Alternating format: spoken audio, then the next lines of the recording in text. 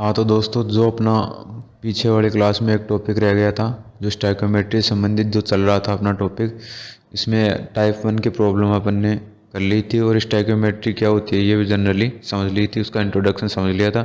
Type 1 की जो मास mass relationship की यानी द्रव्यमान द्रव्यमान संबंध की जो अपनी प्रॉब्लम थी वो अपन ने समझ ली थी। इसके बाद में जो नेक्स्ट प्रॉब्लम दो और बच गई थी, टाइप 2 और टाइप 3 वाली, मास वॉल्यूम और वॉल्यूम वॉल्यूम वाली। तो टाइप 2 वाली अपन अभी देखेंगे, मास वॉल्यूम रिलेशनशिप वाली। तो इसमें क्या दिया हुआ था अपने को, किसी एक का पदार्थ का जो रिएक्शन करते हैं उनमें से किसी एक का या बनने वाले में से किसी एक का क्या दे देंगे, द्रव्यमान दे देंगे, और उसके बाद में दूसरे का आयतन पूछते हैं। तो इस प्रकार से उसको लिखते हैं, क्या देता है क्या पूछता है।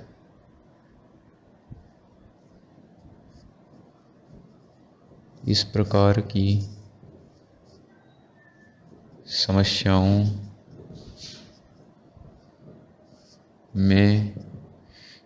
की समस्याओं में एक पदार्थ का द्रव्यमान देकर दूसरे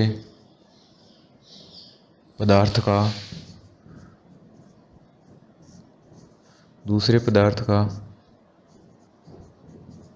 आयतन पूछा जाता है। एग्जाम्पल लेते हैं इसका। फर्स्ट, KClO3 को गर्म करने पर, फर्स्ट एग्जाम्पल है अपना KClO3 को गर्म करने पर KCl तथा O2 बनते हैं। तो 0.1 मोल KClO3 द्वारा 0.1 मोल KClO3 द्वारा बनने वाली या मुक्त होने वाली O2 का आयतन या मोल बताओ। O2 का आयतन बताओ। ठीक है, इसका सॉल्यूशन करते हैं अपन।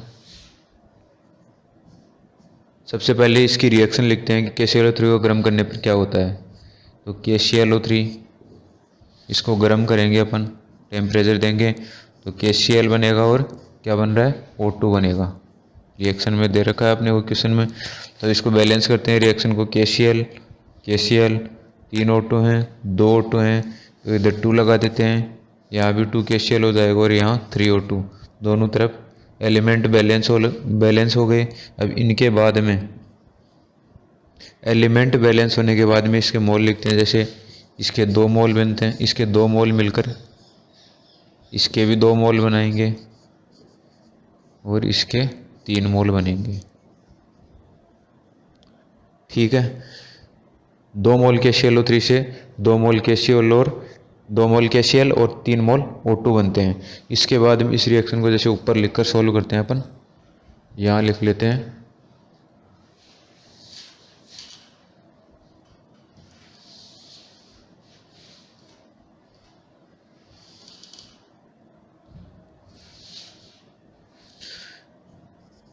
KClO3 से क्या बन रहा है, KCl गर्म करने पर प्लस O2 बैलेंस करने पर, ये स्टोइकोमेट्रिक कोफिशिएंट है अपने पास, स्टोइकोमेट्रिक गुणांक आ गए। इस रिएक्शन को बैलेंस करने पर ये सॉल्यूशन कर रहे हैं अपन यहाँ क्वेश्चन का। इसके बाद में इसके 2 मोल, इसके कितने मोल, 2 मोल, इसके कितने मोल बन रहे हैं, 3 मोल। क्वेश्चन में अपने को ये बात और लिख लेना कि क्वेश्चन में NTP पर पूछा है। किस पर पूछा है, NTP पर, यानी नॉर्मल टेम्परेचर एंड प्रेशर। सामान्य ताप व दाब पर 0.1 मोल KClO3 द्वारा बनने वाले O2 का आयतन पूछा है अपने को। तो सामान्य ताप व दाब पर 1 मोल गैस का आयतन कितना होता है, 22.4 लीटर गैस होता है। तो ये अपन ने पूछा था, ये अपन ने पढ़ा हुआ है कहाँ पे, मोल अवधारणा में। तो यहाँ पे 3 मोल बन रही है। तो NTP पर 1 मोल O2 या कोई भी गैस मान लो, O2 गैस का आयतन, 1 मोल O2 गैस का आयतन कितना हो जाएगा? 22.4 लीटर। तो यहाँ पे कितनी होती है, यहाँ पे कितनी मोल है? 3 मोल है। 3 मोल का कितना हो जाएगा? 3 इंटू 22.4 तो हो जाएगा 67.2 लीटर। ये 2 मोल KClO3 67.2 लीटर गैस बना रहे हैं। कौन सी? O2 गर्म करने पर। 2 मोल KClO3 से 2 मोल KCl, 3 मोल O2। 1 मोल गैस का आयतन कितना होता है NTP पर? 22.4 लीटर। ये अपने को मोल अवधारणा में अपन ने पढ़ा था। तो 3 मोल O2 किसके बराबर हो जाएगी? 67.2 लीटर। ठीक है। इसके बाद में अगर देखें तो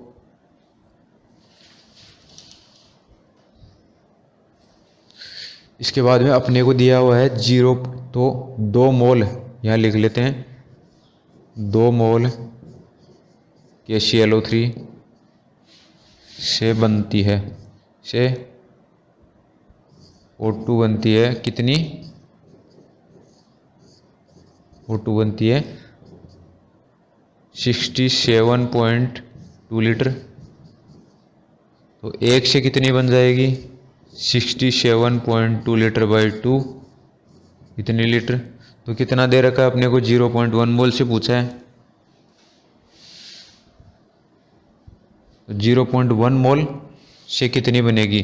तो 0.1 मोल KClO3 को गर्म करने पर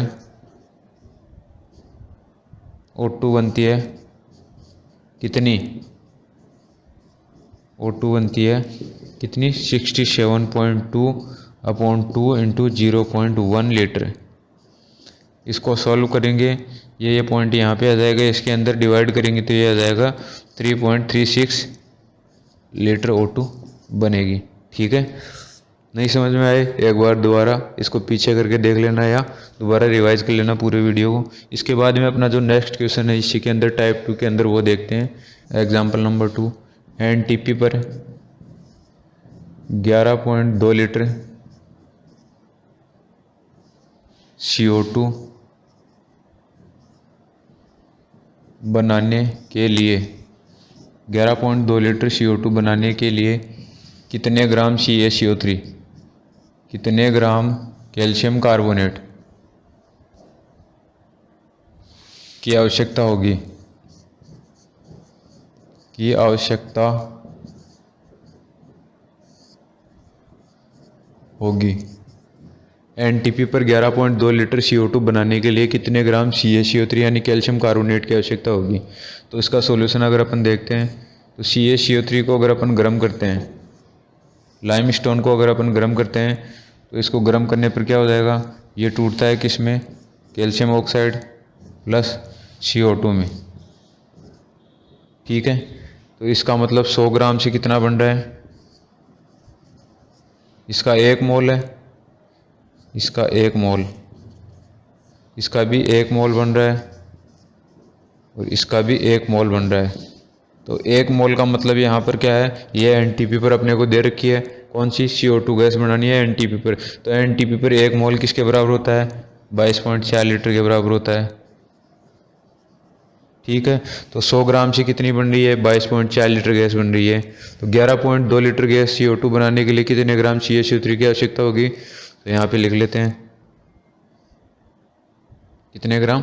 अच्छा, 22.4 लीटर CO2 बनती है। 22.4 लीटर CO2 बनती है कितने ग्राम से? 100 ग्राम से। 100 ग्राम कैल्शियम कार्बोनेट से। तो 11.2 लीटर कितने से बनेगी? 11.2 लीटर कितने से बनेगी? 100/22.4 गुणा 11.2। इसको ऊपर सोल्व कर लेते हैं। चलो,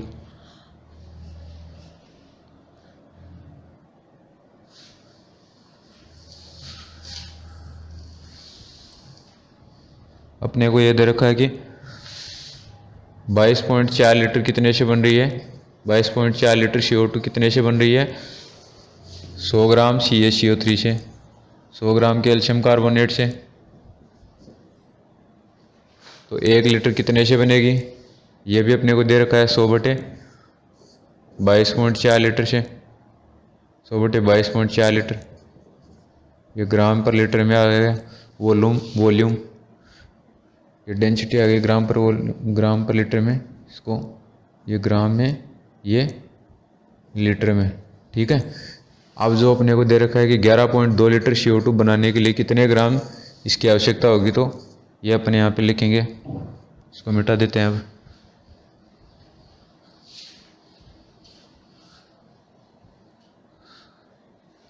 तो ये हो जाएगा अपना, कितना लिखा है 22.4, ये ग्राम, ये litre, into 11.2 litre.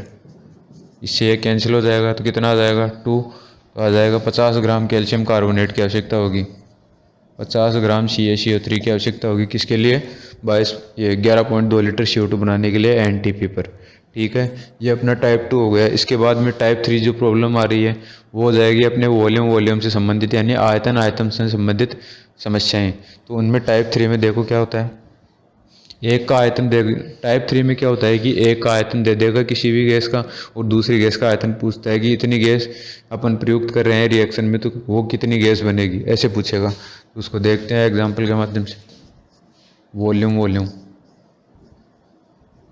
Volume relationship, आयतन संबंध। आयतन संबंध में क्या होता है, इस प्रकार की समस्याओं में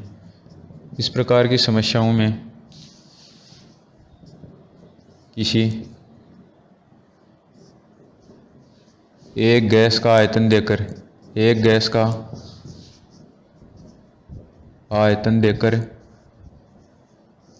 दूसरी गैस का आयतन पूछा जाता है, दूसरी गैस का आयतन पूछा जाता है,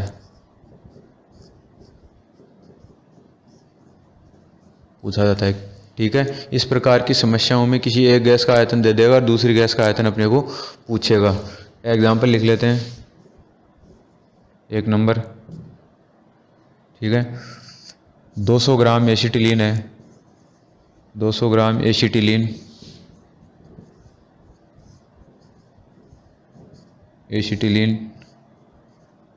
के दहन हेतु आवश्यक O2, आवश्यक ऑक्सीजन तथा बनने वाले CO2 तथा बनने वाली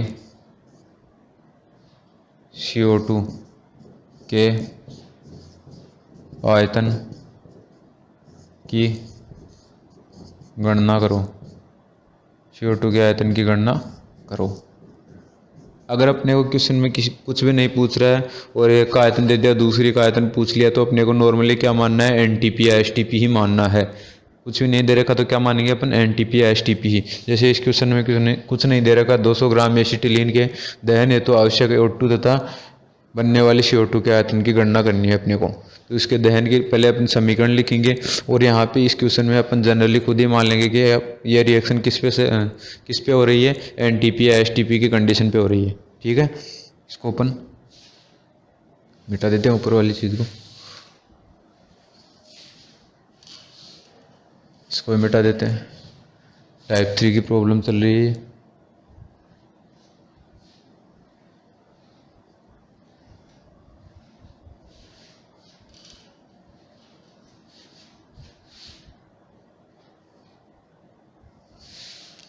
तो C2H2 ये एसिटिलीन हो जाएगी, गैस होती है, प्लस इसके लिए O2 चाहिए अपने को दहन हेतु, बनेगा क्या, CO2 प्लस H2O। रिएक्शन को बैलेंस करते हैं अपन, ये भी गैसियस स्टेट में बनते हैं। रिएक्शन को बैलेंस करेंगे तो 2 CO2 हैं, इधर 1 CO2 है। अपन क्या करेंगे, इधर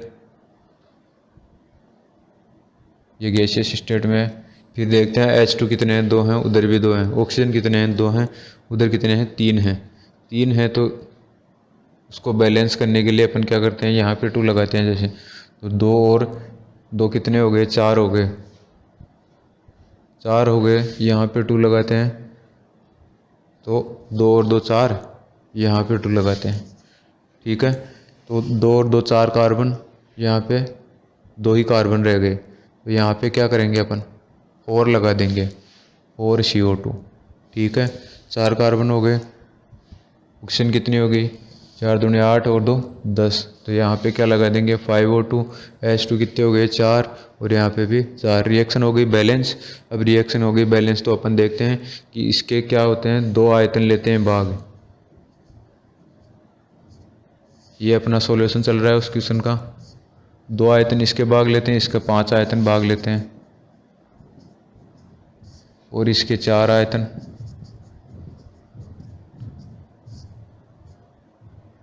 ठीक है, और इसके 2 आयतन।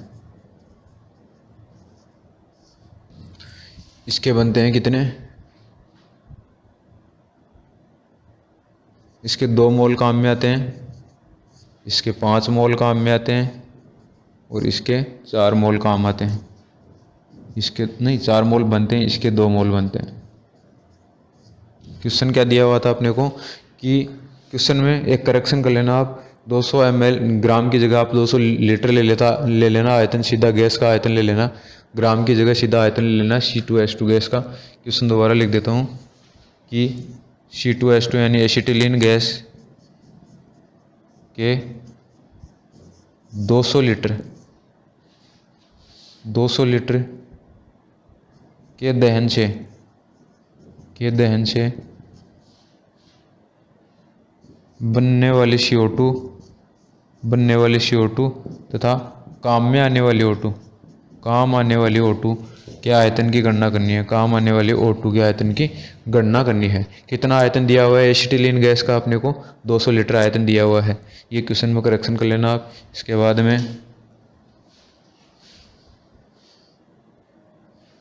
बाद में अपन देख रहे हैं कि इसके 2 मोल के द्वारा ये कितनी बन रही है, 4 मोल, और इसके 2 आयतन द्वारा ये कितनी बन रही है, 4 आयतन।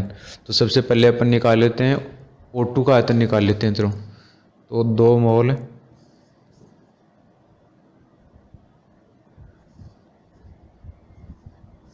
मोल या 2 लीटर मान लो, यहाँ पे 2 आयतन का मतलब 2 लीटर में ले लेते हैं। चलो 2 लीटर, तो इसका 5 लीटर काम में आता है, और इसका 4 लीटर बनता है, और इसका 2 लीटर बनता है। ठीक है, ये इसका आयतन लीटर में ले लिया अपन ने। तो 2 लीटर एसिटिलीन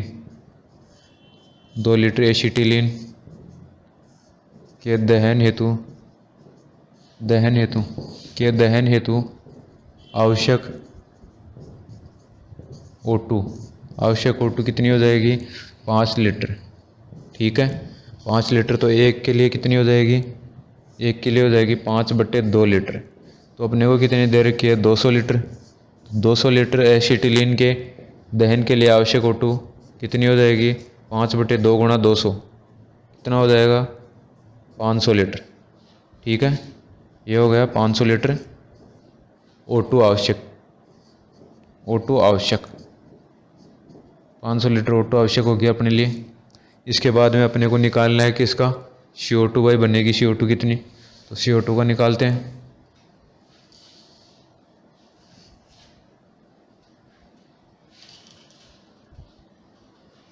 CO2 का निकालते हैं आयतन। तो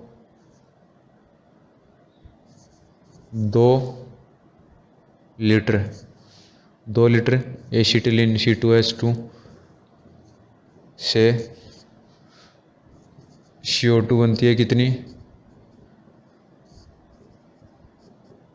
4 लीटर।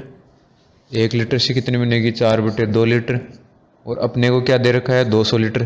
भाई 200 लीटर एसिटिलीन से बनने वाले CO2 या मुक्त होने वाले CO2 की गणना करनी है, तो 4/2 इंटू 200 लीटर। ठीक है,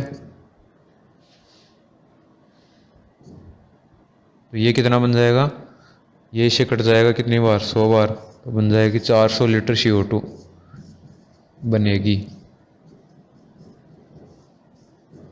ठीक है, ये एक क्वेश्चन हो गया। इसके अलावा एक क्वेश्चन प्रोपेन और ब्यूटेन से संबंधित है, वो भी अपन देख लेते हैं। इसके बाद में अपना नेक्स्ट टॉपिक होगा लिमिटिंग रिएजेंट, जो इसका सेकंड लास्ट मान लो। इसके बाद में अपना विलियंस में स्टोइकियोमेट्री जो चलेगी, सॉल्यूशंस में स्टोइकियोमेट्री रिएक्शंस, उनका एक टॉपिक बचा हुआ है। इसके बाद में वो कंप्लीट हो जाएगा। सबसे पहले देख लेते हैं अपन इसका एक और एग्जाम्पल, उसके बाद में लिमिटिंग रिएजेंट।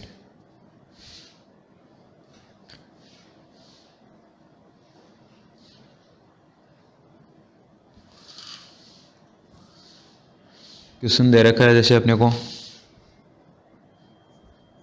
2 नंबर क्वेश्चन है, प्रोपेन तथा ब्यूटेन, प्रोपेन तथा ब्यूटेन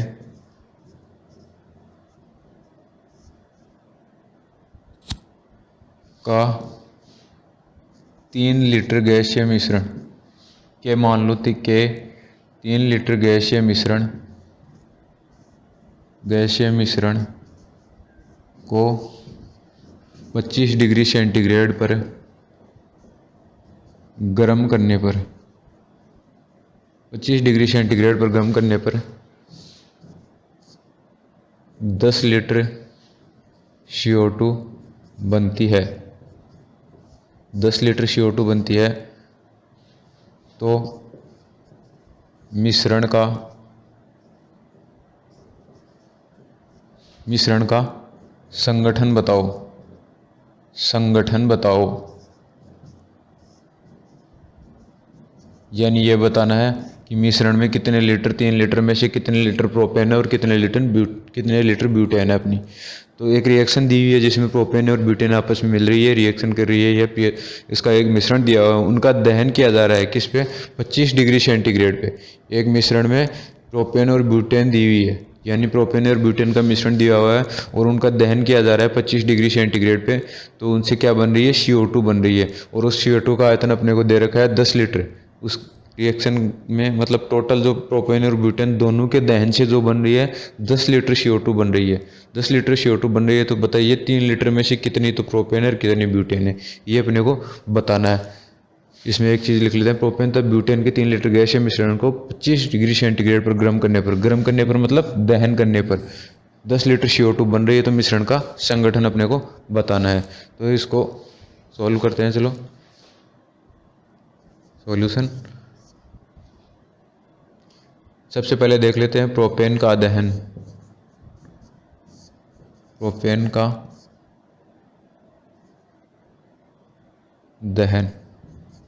का दहन अगर अपन करते हैं, प्रोपेन का दहन करेंगे तो क्या होगा। सबसे पहले ये लिख लेते हैं कि दोनों का आयतन लिख लेते हैं एक बार। 3 लीटर में से प्रोपेन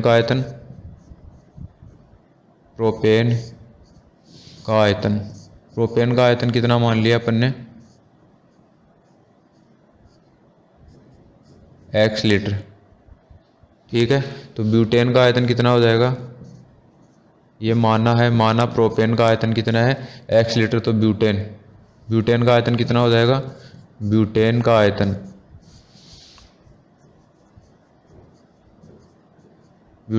कितना हो जाएगा, 3 में से x को घटा देंगे, उतना लीटर आयतन किसका हो जाएगा, ब्यूटेन का हो जाएगा।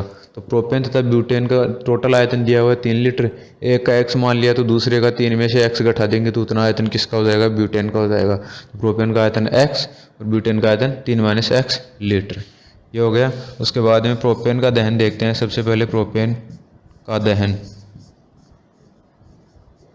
ठीक है, प्रोपेन का अगर दहन करवाते हैं तो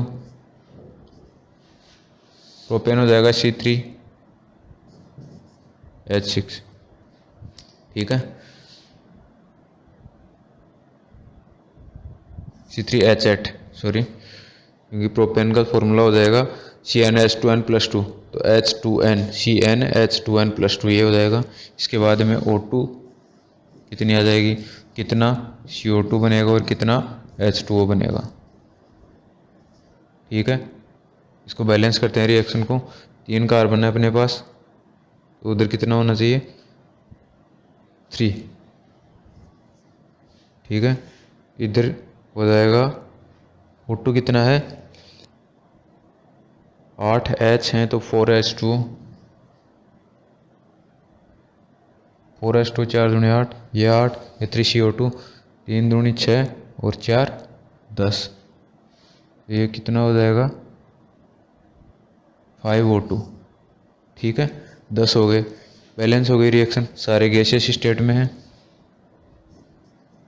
क्योंकि 6-7 कार्बन तक जो भी गैसें आ जाएंगी, 5-6 कार्बन तक वो क्या होते हैं गैसियस स्टेट में होते हैं। प्रोपेन ब्यूटेन ये सारी गैसियस स्टेट में हो जाएंगी, तो यहाँ गैस, यहाँ भी गैस बनेगी CO2 वो भी गैस, और वेपर के रूप में बनेगा H2 वो भी गैस। तो C3H8 5O2 3CO2 और 4H2। बैलेंस को देख लो एक बार, 3 कार्बन है, कार्बन 3 है, उसके बाद में 8H है, 8H है, 10 O2, 3 दूनी 6 और 4 10। ठीक है, बैलेंस है रिएक्शन। तो इसके 1 मोल या 1 लीटर से ये, इसके 1 लीटर के लिए ये 5 लीटर काम में आ रही है, तो ये 3 लीटर बन रहा है और ये 4 लीटर बन रहा है। ठीक है, ये अपनी रिएक्शन हो गई, इसमें 1 लीटर ये काम में आ रहा है, तो ये 5 लीटर और ये 3 लीटर और 4 लीटर बन रहा है। प्रोपेन का आयतन अपन ने माना है x लीटर और ब्यूटेन का आयतन माना है 3 - x लीटर। तो एक इधर लिख लेते हैं, 1 लीटर प्रोपेन, 1 लीटर प्रोपेन के दहन हेतु 1 लीटर प्रोपेन के दहन के लिए कितनी हो जाएगी 3 लीटर। 1 लीटर प्रोपेन के दहन से बनती है कितनी, दहन से 3 लीटर CO2 बनती है। ठीक है, 3 लीटर CO2 बनती है, और x लीटर प्रोपेन के दहन से कितनी बनेगी 3XL। ठीक है, अपने पास एक चीज़ आ गई कि x लीटर CO2 के दहन से 3XL CO2 बनती है, 3 गुणा XL CO2 बन जाएगी, ये x है। ठीक है, 3XL CO2 बन जाएगी। उसके बाद में नेक्स्ट जो देखेंगे अपन, तो यहाँ लिख लेते हैं 1 लीटर प्रोपेन से बनती है, 1 लीटर प्रोपेन से बनती है 3 लीटर CO2, ये 3 लीटर CO2 बन गई। तो XL से कितनी बन जाएगी 3XL CO2, 3XL CO2 बन जाएगी। अब लेते हैं ब्यूटेन वाला, तो ब्यूटेन के दहन से क्या बनता है वो देखते हैं आगे। तो ब्यूटेन की पहले रिएक्शन लिखते हैं, तो ब्यूटेन हो जाएगा C4H10 प्लस O2, इससे क्या बन रहा है अपना CO2 और H2O, CO2 और H2O। ठीक है, अब C4H10 कार्बन कितने हो जाएंगे 4, और 10 तो इधर हो गए, H10 हो गए, मतलब यहाँ पे 5H2। ठीक है, तो ये तो बैलेंस हो गया। अब रिएक्शन में O2 कितनी हो गई, O2 अपने पास हो जाएगी 4 दूनी 8 और 5 13 O2 हो गई। तो यहाँ पे लिख देंगे 13/2, 2 से 2 कैंसिल, तो अपने पास कैसे 13 ऑक्सीजन बच गई एक तरह से, 4 दूनी 8 और 5 13। इस प्रकार से इस रिएक्शन को बैलेंस करेंगे अपन। ये सारे गैसियस स्टेट में है, ब्यूटेन भी, ऑक्सीजन भी बनने वाले, CO2 और H2O भी किस में हो जाएंगे गैसियस स्टेट में हो जाएंगे अपने पास। ठीक है,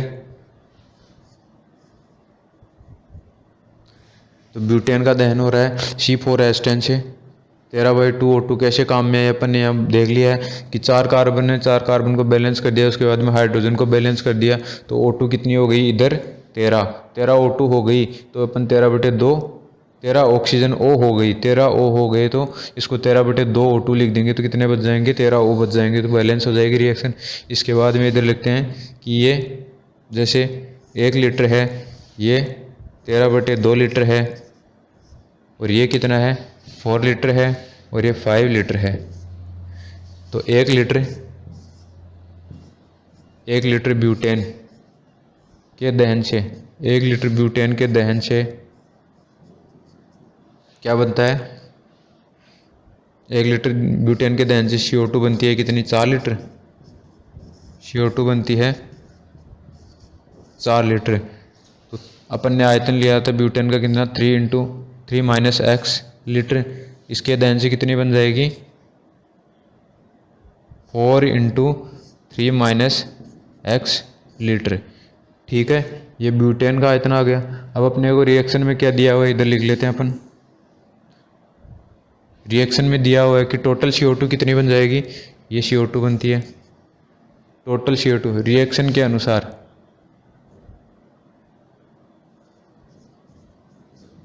रिएक्शन के अनुसार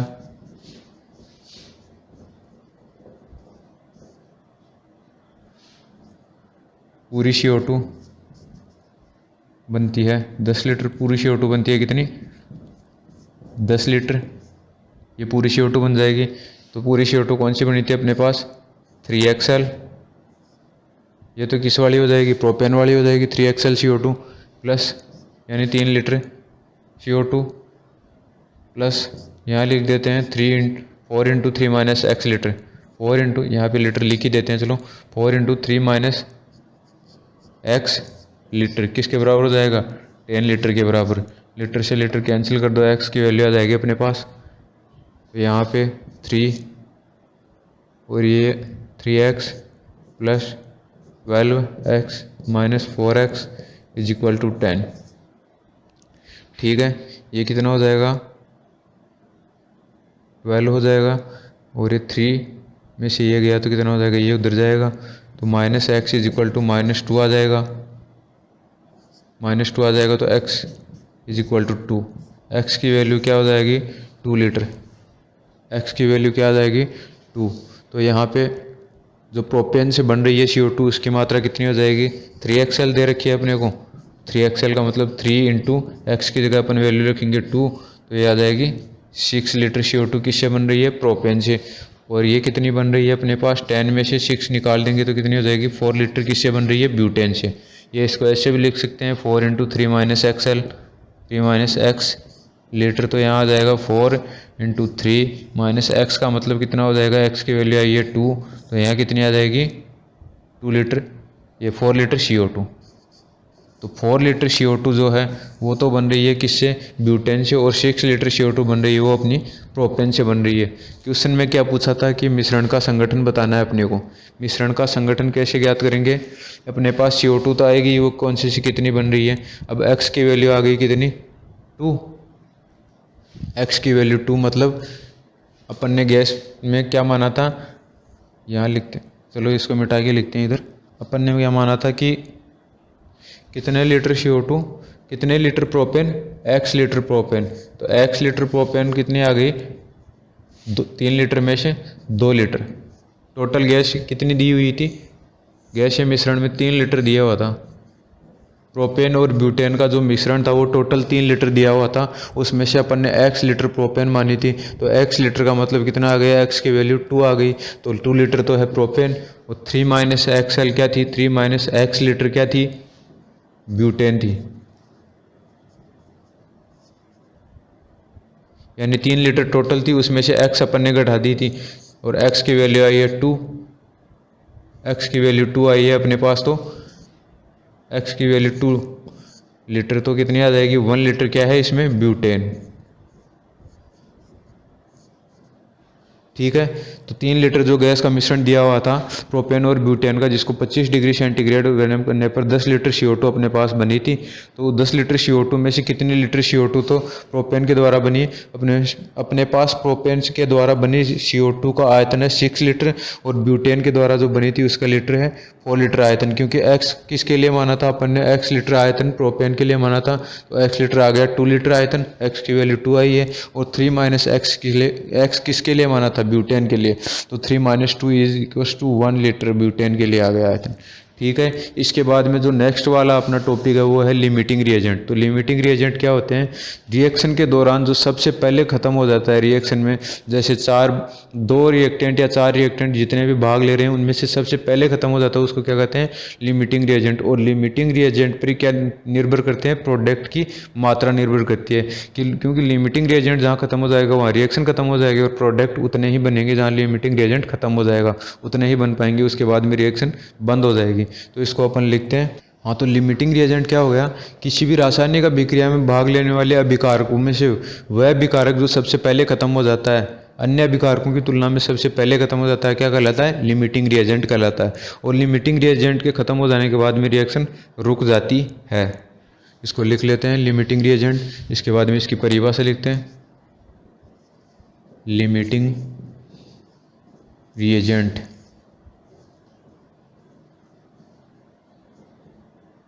लिमिटिंग रिएजेंट इसको बोलते हैं सीमांत अभिकर्मक। सीमांत अभिकर्मक।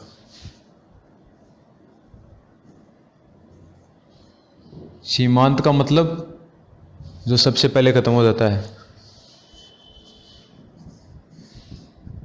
किसी रासायनिक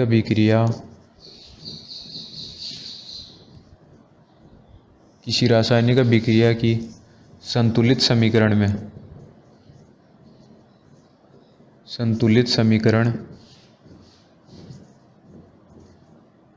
में सबसे पहले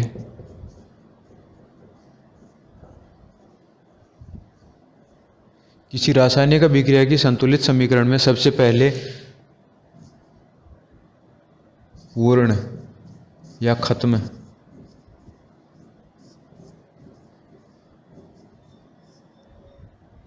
सभी अभिक्रिया में सबसे पहले खत्म होने वाले अभिकर्मक को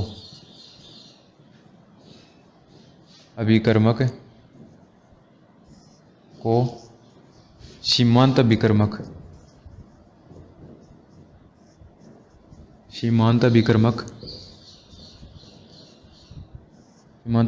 कहते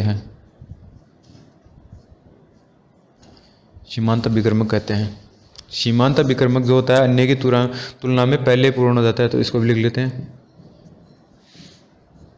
सीमांत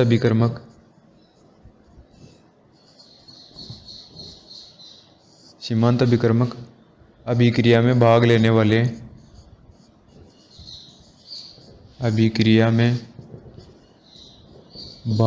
वाले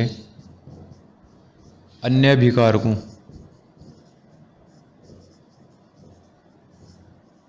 अभिकारकों सीमांत अभिकर्मक अभिक्रिया में भाग लेने वाले अन्य अभिकारकों की तुलना में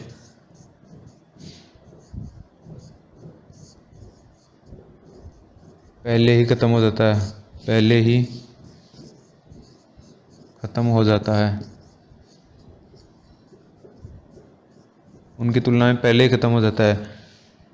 उत्पाद की मात्रा सीमांत अभिकर्मक पर निर्भर करती है, क्योंकि जितना सीमांत अभिकर्मक होगा उसी के अनुसार तो उत्पाद बनेगा, उसके बाद में तो रिएक्शन होगी ही नहीं। उत्पाद की मात्रा सीमांत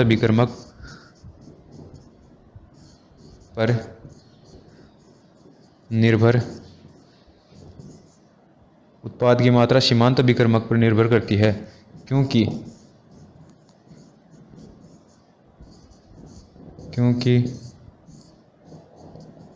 सीमांत अभिकर्मक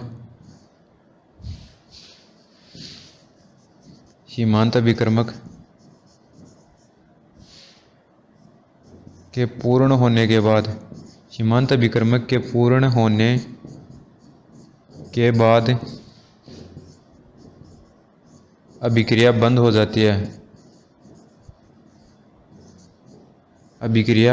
जाती है।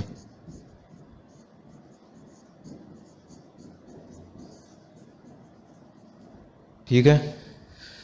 तो किसी भी रासायनिक अभिक्रिया की संतुलित समीकरण में सबसे पहले खत्म होने वाले अभिक्रमक को क्या कहते हैं? सीमांत अभिक्रमक कहते हैं। सीमांत अभिक्रमक जो होता है अभिक्रिया में भाग लेने वाले अन्य अभिकारकों की तुलना में पहले ही खत्म हो जाता है और उत्पाद की मात्रा सीमांत अभिक्रमक पर निर्भर करती है, क्योंकि सीमांत अभिक्रमक के कारण पूर्ण होने के बाद अभिक्रिया बंद हो जाती है। सीमांत अभिक्रमक जैसे खत्म हो जाएगा रिएक्शन, क्योंकि रिएक्टेंट्स आगे क्रिया नहीं कर पाएंगे तो प्रोडक्ट आगे बन नहीं पाएगा, तो उत्पाद भी उतने ही रह जाएंगे जितने सीमांत अभिक्रमक के अनुसार ही उसकी मात्रा डिफाइंड होती है। ठीक है, इसको एग्जांपल लेके अपन देखते हैं।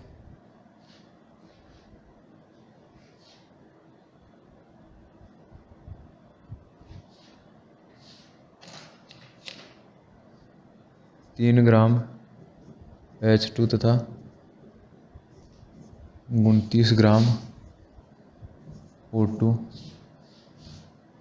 क्रिया करके क्या बनाते हैं? जल बनाते हैं। क्रिया करके जल बनाते हैं।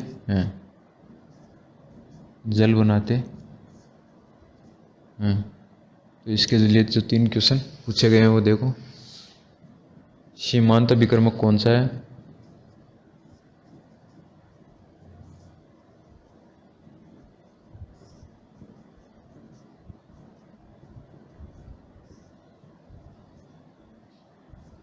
बनने वाले जल की मात्रा कितनी है?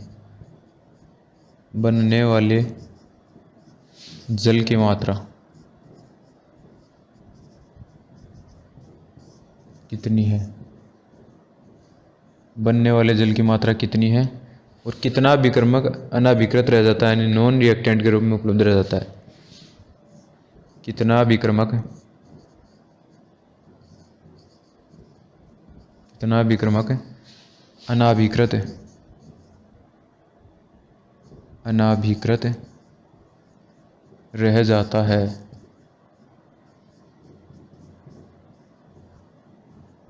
अनाभिकृत रह जाता है।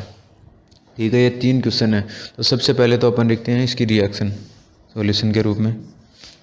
H2 प्लस O2 से क्या बन जाएगा?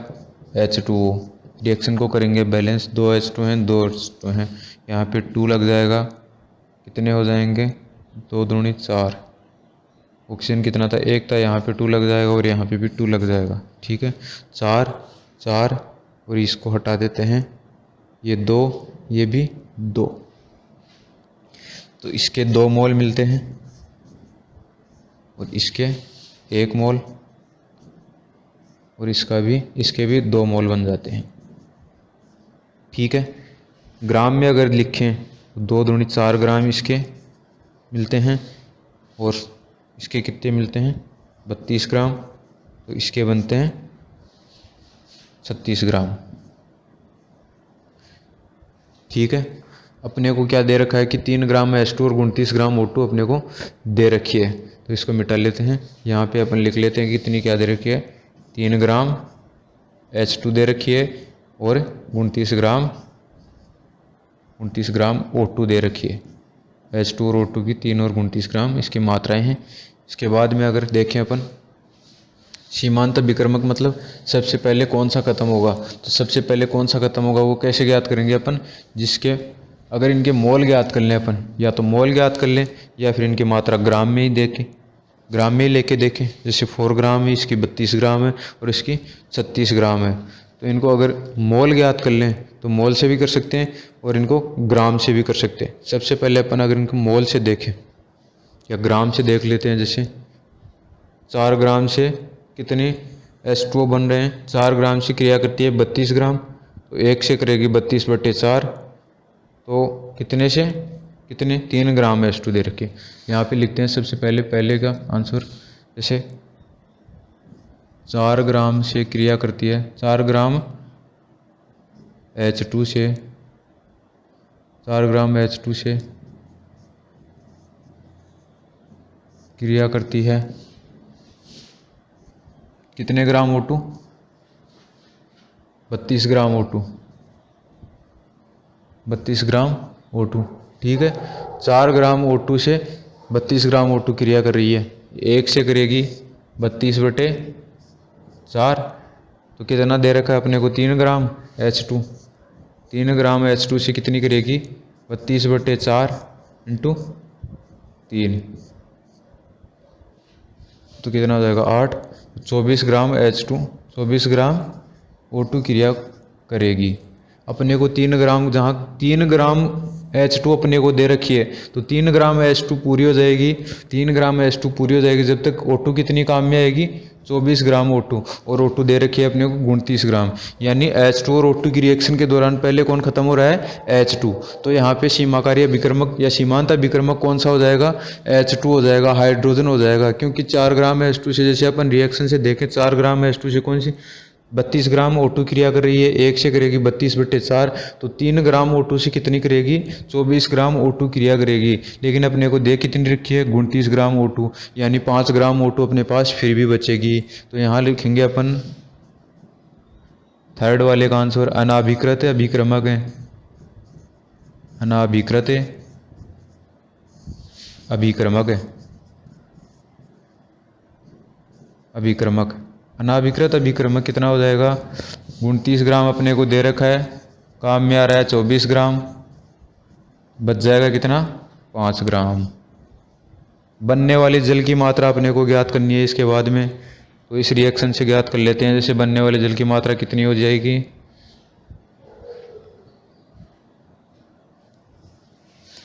यहाँ पे लिख लेते हैं इसको, 4 ग्राम, 32 ग्राम और 36 ग्राम। ठीक है, इसको यहाँ पे लिख के, तो 4 ग्राम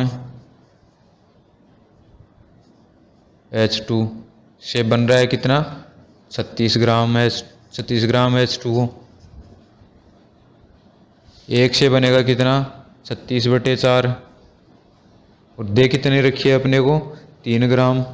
तो 3 ग्राम H2 से, 3 ग्राम H2 से कितना जल बनेगा, 36। इसको ऊपर ही लिख लेते हैं, चलो ये अपना कंप्लीट हो गया। तीसरा जो क्वेश्चन है वो देख लेते हैं।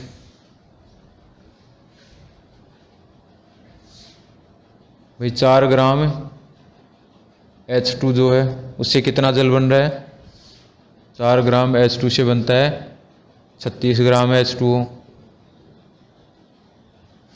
और जो दे रखा है अपने को 1 से कितना बनेगा, 36/4। अपने को दे रखा है कि 3 ग्राम H2 दे रखी है, 3 ग्राम H2 क्रिया करती है।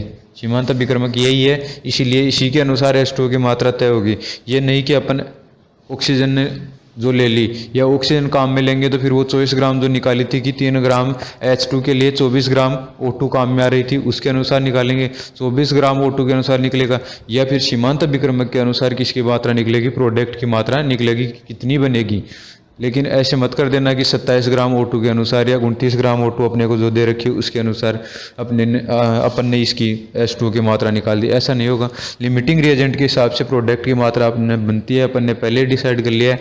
बातें जो लिखी थी उनमें लिख लिया था कि लिमिटिंग रिएजेंट के अनुसार ही प्रोडक्ट की मात्रा डिसाइड होती है, या तो लिमिटिंग रिएजेंट के अनुसार या लिमिटिंग रिएजेंट के द्वारा। ये जो दूसरा अभिक्रमक वो कितना काम में लिया जा रहा है, जैसे 24 ग्राम काम में आ रहा था O2, तो 24 ग्राम के अनुसार इसकी मात्रा डिसाइड होगी। तो यहाँ अपन ने लिमिटिंग रिएजेंट 3 ग्राम H2 ले रखा है।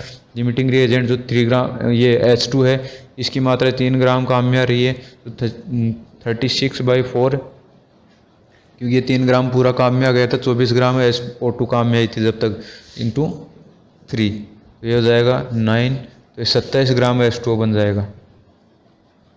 ठीक है, ये अपना एक सॉल्यूशन हो गया। इसके बाद में अगर दूसरा क्वेश्चन देखें तो वो मैं आपको देता हूँ, आप सॉल्यूशन करना उसका, और मोल्स के अनुसार कर लेना, चाहे उसको ग्राम में लेके कर लेना, कैसे भी कर लेना। एक क्वेश्चन आप लिख लो और आप उसको खुद सॉल्व करके देखना, ईजी है, कोई दिक्कत नहीं है। आपकी खुद की प्रैक्टिस हो जाएगी लिमिटिंग रिएजेंट की, तो आप उसको खुद सॉल्व करना मन से, दिमाग से।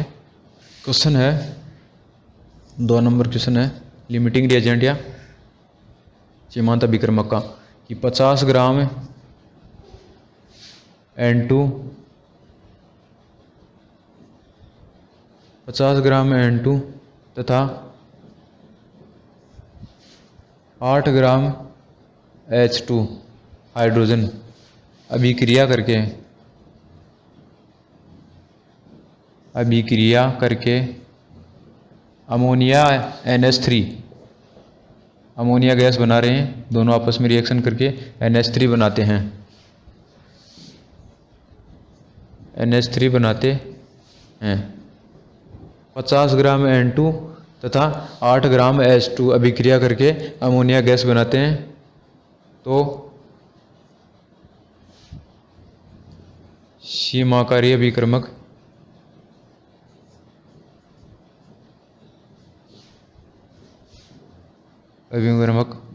कौन सा है तथा बनने वाली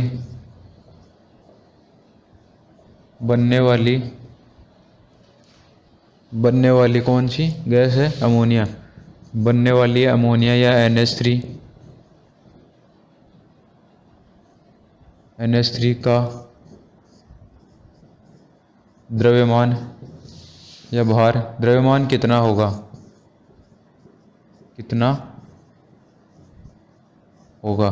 अगर ये किसी भी रिएक्शन में अपने देखा था कि अगर किसी भी रिएक्शन में अपने को क्या नहीं दे रखा है, NTP या STP बता नहीं रखा है, तो अपन उसको NTP या STP मान लेंगे। जब तक उसमें कोई स्पेसिफिक टेम्परेचर या प्रेशर नहीं दे रखा है उसको अपन किस पे मान सकते हैं? NTP या STP पे मान सकते हैं।